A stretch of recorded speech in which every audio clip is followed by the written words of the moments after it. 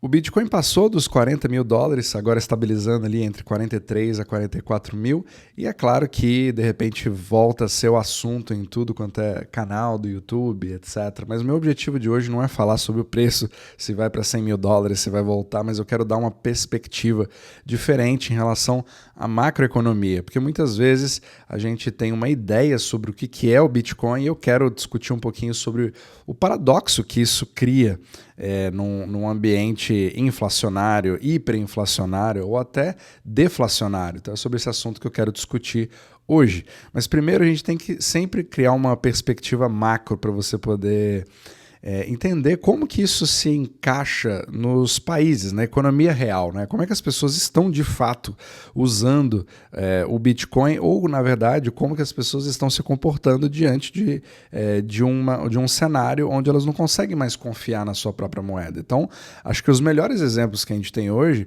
são países como a Turquia, são países como o Líbano, eu fiz conteúdo sobre isso recentemente, né? O que a Argentina vem passando, a gente já conhece sobre a Venezuela, né? Todo o processo hiperinflacionário que ela passou com Bolívar, mas a gente percebe que ao longo do tempo, principalmente quando você estuda aqui o conteúdo sobre o eurodólar, que eu falo bastante, né, como tudo gravitaciona em volta desse buraco negro que é o eurodólar, que é realmente a liquidez do mundo.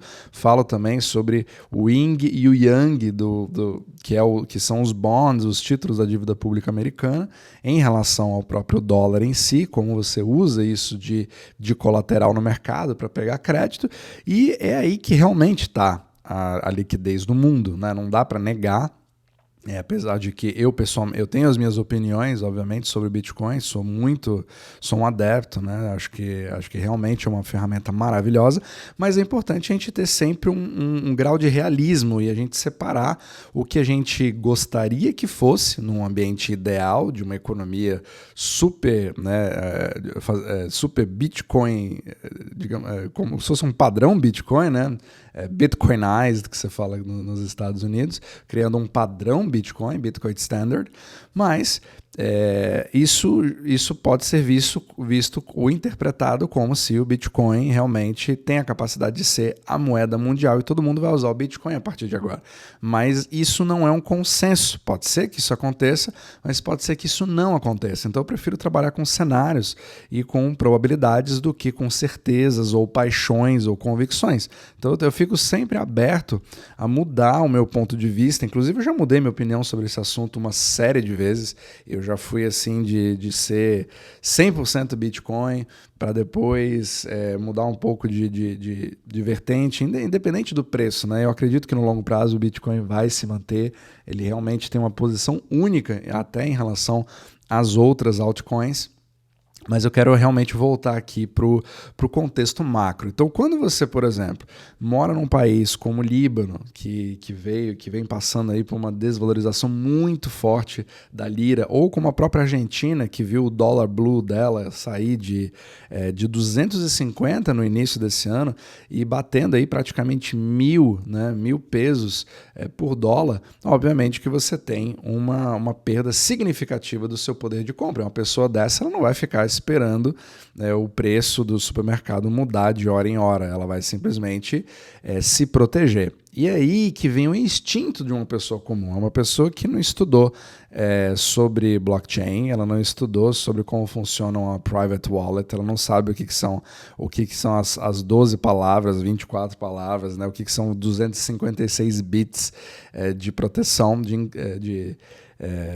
enfim, tem uma série de assuntos aqui que a gente poderia falar, mas que deixa a coisa muito, muito complicada para um leigo. O leigo, ele só quer saber da seguinte coisa: como eu vou poder proteger a minha poupança? Como eu vou poder poupar sem ela ficar completamente corroída?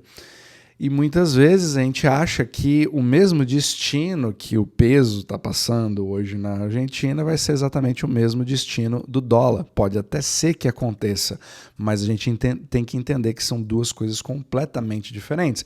O dólar não é uma moeda somente, ele é um sistema de moedas e derivativos que são todos considerados da mesma forma no mundo. O dólar dos Estados Unidos não tem nada a ver com o dólar que circula na Europa, mas ambos se chamam dólar.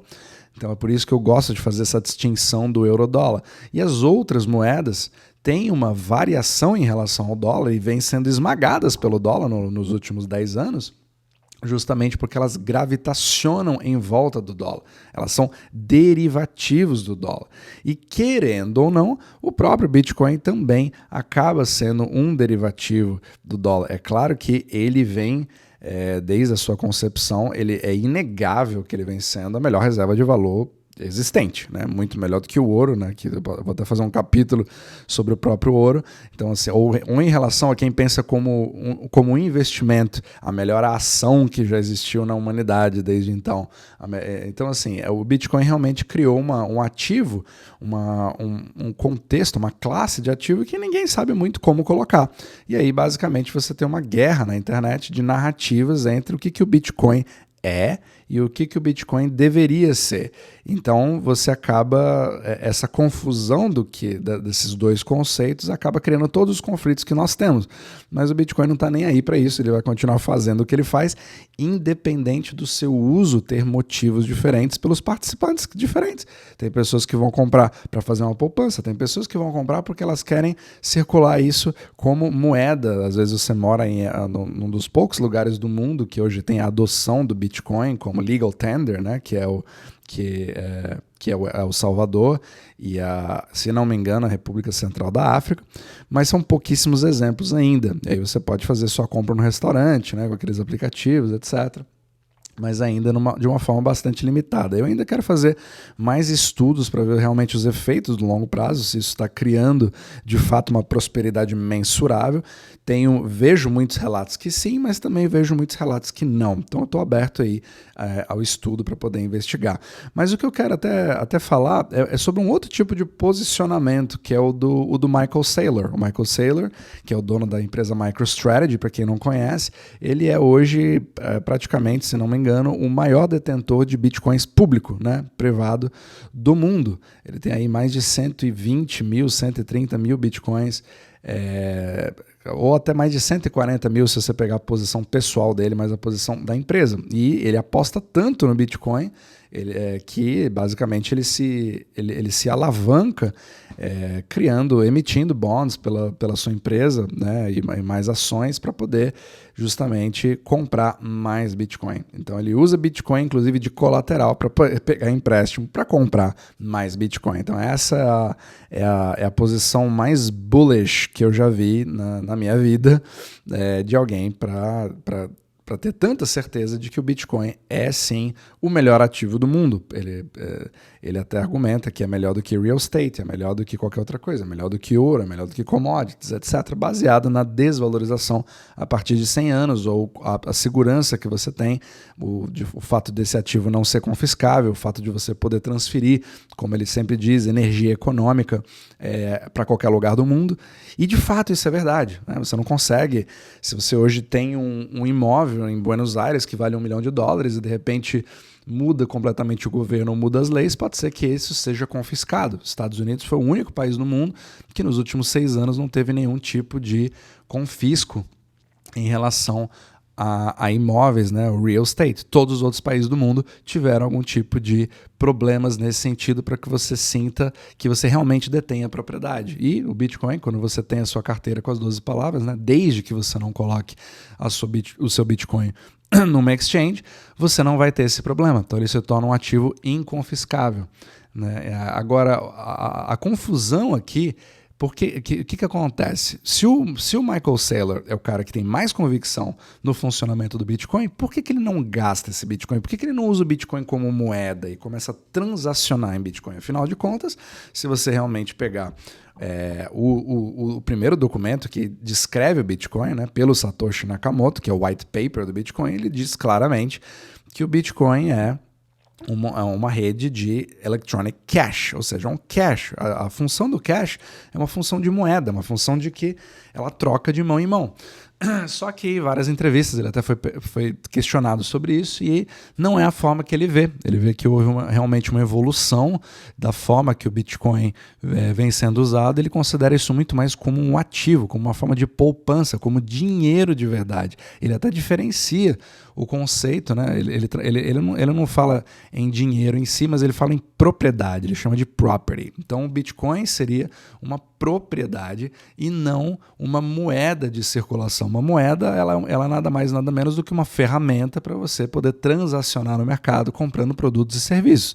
O Bitcoin não teria essa função, na opinião dele. E muitas pessoas que acreditam no Bitcoin não gostam do Michael Saylor. Então, olha o problema, né? Então, você tem duas pessoas que são completamente bullish, apaixonadas pelo Bitcoin, mas elas não se entendem no sentido de como usar. E vem, inclusive, ele como um vilão, porque ele gostaria que tivesse cada vez mais regulamentação para poder dar uma clareza em relação a como de fato você pode usar o Bitcoin, porque você tem toda uma narrativa de que os Estados Unidos estão numa guerra contra o Bitcoin, eles estão tentando fazer um crackdown, né, fechando ali praticamente a Binance, criando uma série de problemas para a sociedade que, na verdade, uma vez que você regulamenta tudo, eles querem destruir o Bitcoin. Já o Michael Saylor, ele já olha por um outro ângulo, ele fala, não, na verdade, se a gente puder ter clareza sobre o que o Bitcoin realmente é perante a lei, fica mais tranquilo de eu poder usá-lo de forma legal. Eu posso, inclusive, ter fundos de investimento que podem se expor ao Bitcoin e isso pode acabar se transformando realmente numa propriedade, num ativo. E por que ele chama tão claramente de propriedade? Porque ele quer diferenciar do termo propriedade versus security. Security seria justamente você ter um título emitido por uma empresa, uma ação, um bond, alguma coisa do qual você tem um emissor. Mas o Bitcoin não funciona dessa forma. Então você teria uma forma completamente descentralizada e você, ao promover o Bitcoin, você não poderia ser punido por nenhuma lei porque você não tem um benefício próprio, você não é comissionado por uma empresa para poder promover esse tipo de coisa. Seria diferente se eu falasse para você, olha, eu recomendo que você compre uma ação da Apple, né? Então aí você estaria sendo compensado por isso. E aí existe uma lei específica nos Estados Unidos e em outros lugares do mundo para isso. Mas você falar compre ouro já é uma coisa completamente diferente. Ele é uma commodity, né? Ele é uma propriedade, como se fosse um terreno. Então ele diferencia muito esse aspecto. Eu acho pessoalmente até muito interessante esse ponto de vista, porque tendo sim uma clareza, você sabe qual que é a regra do jogo, mesmo que você tenha uma regulamentação maior. Então, ele deixa clara a posição dele de que ele não vê o Bitcoin como uma moeda, mas sim algo que pode ser poupado e que você pode usar de colateral para algo, que é o que ele mesmo faz para comprar mais Bitcoin. Olha que interessante. Então, o dólar vem demonstrando ser a moeda mais adequada do mundo nesse exato momento, para que você possa, claro, eu não estou dizendo que isso não vai mudar no futuro, mas o dólar vem cumprindo essa função e continua fazendo, apesar de todos os problemas, mas o Bitcoin pode te dar aquela segurança, segundo ele, de como você pode se proteger, mesmo que haja uma valorização relativa entre o Bitcoin e as mercadorias, as coisas que você queira comprar, porque o Bitcoin vai seguindo isso ao longo do tempo. Então você não pode pensar, claro que todo mundo vai poder dizer, não, mas espera aí, o Bitcoin cai 70%, já teve quedas de 92%, já teve quedas de 80%, 60%, recentemente 50%.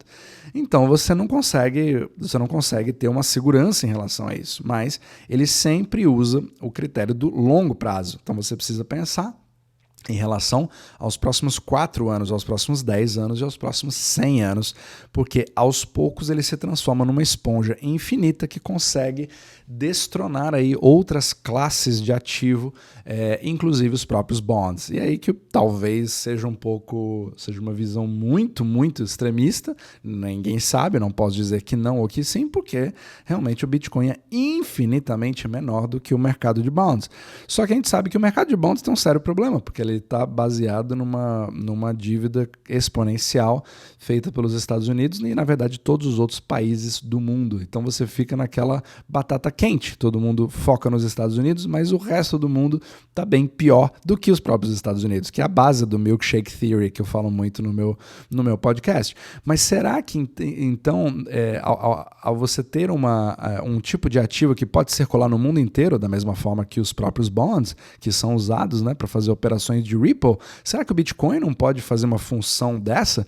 Pessoalmente, é uma das minhas bases, é uma das minhas premissas de estudo.